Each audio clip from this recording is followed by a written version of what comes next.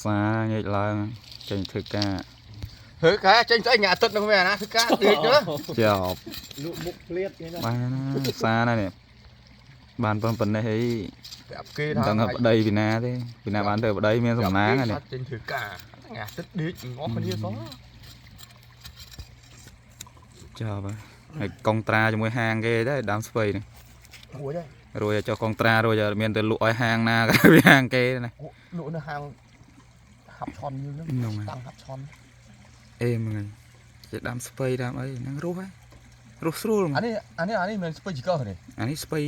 ស្ពៃស្ងោស៊ុបស្ងោដើមស៊ុប ស្លឹកទេស្ងោបានដែរ ហ្នឹងស្ងោទៅអស់តើហ្នឹង អូ យេ តែស្ងោតែដើម ចេញផ្កាបាទ សាក់ក៏ស្អាតដែរសិតគុណមេដាបៃតា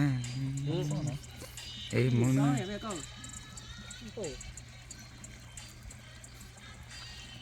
នេះមានសត្វទីតយអីណាទៀតហើយមើល